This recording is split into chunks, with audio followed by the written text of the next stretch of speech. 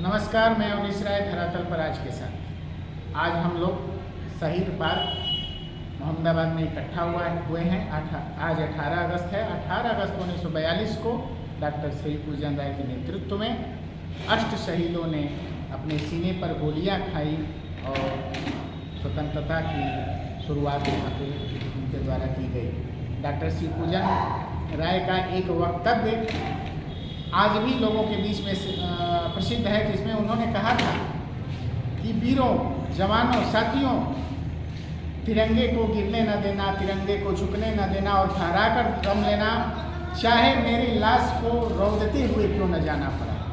हर वर्ष यहाँ पर इकट्ठा होते हैं। यहाँ पर ज्योति जलती है, शहीदों के याद में लोग आते हैं यहाँ पर श्रद्धा सुमन स्वतंत्रता के लिए बलिदान देने की।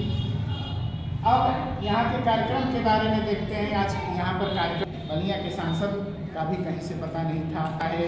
यहाँ के शहादत के बारे में उनको और शहीद हुए थे, उनकी सूची बाहर है। इस समय हमारे साथ है युवा किसान, प्रगतिशील किसान, जो अपनी खेती बाड़ी, अहम समय है खेती बाड़ी के लिए, उसको छोड़ करके यहाँ पर श्रद्धांजलि देने आए हैं। सुनील जी से हम आग्रह करेंगे कि एक शहीदों पर एक गीत सुना दीजिए, जिससे आपकी श्रद्धांजलि, सच्ची श्रद्धांजलि शहीदों को दी जा सके। देखिए, श्रद्धांजलि के लिए सभी लोग हम लोग इकट्ठा होते हैं।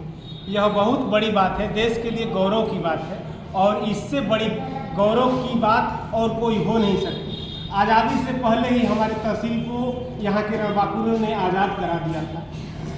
आज उनकी शहादत दिवस था यहाँ, और लोग याद करने का दिन है। उनको याद किए हम लोग सभी लोग एकत्रित होकर के, और इनको कौन सा पुष्प अर्पित किया जाए।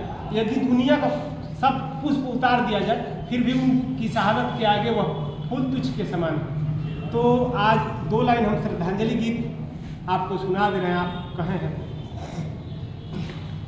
कौन फूल हम अर्पित करें कि अरे कुछौ समझ नहीं पाई रे शहीदवा, कुछौ समझ नहीं पाई रे शहीदवा, कवन फूल तोहके चढ़ाई रे शहीदवा, कवन फूल तोहके चढ़ाई रे शहीदवा, बेला रे गुलाब न बराबरी में आवे, बेला रे गुलाब न बराबरी में आवे, जवन फूल गंध तोहरा चीरी के उबारे, ओही गंधे उमीरी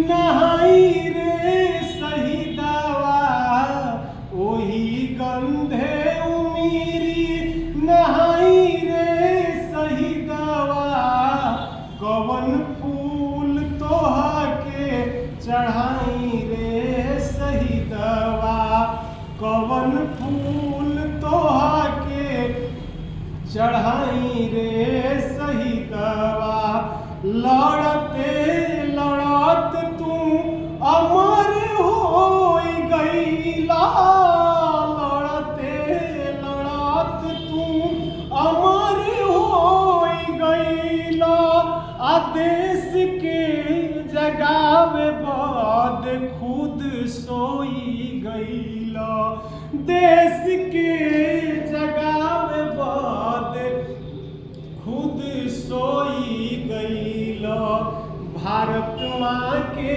लजिया बचाई रे शहीदवा, भारत माँ के लजिया बचाई रे शहीदवा, कवन फूल तोहके चढ़ाई रे शहीदवा, कवन फूल तोहके चढ़ाई रे शहीदवा, जब तक सूरज औरी चंदा दिखाई, जब तक सूरज औरी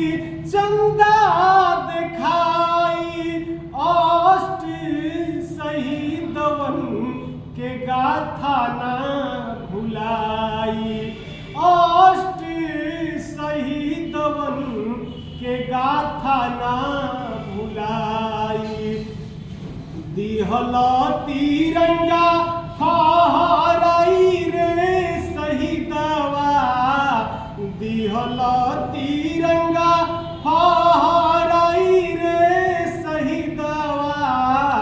कवन फूल तोहा के चढ़ाई रे शहीदवा, कवन फूल तोहा के चढ़ाई रे शहीदवा।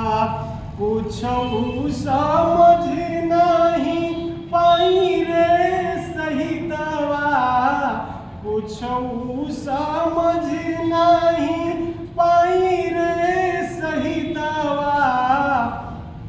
कवन फूल तोहा के चढ़ाई रे शहीदवा, कवन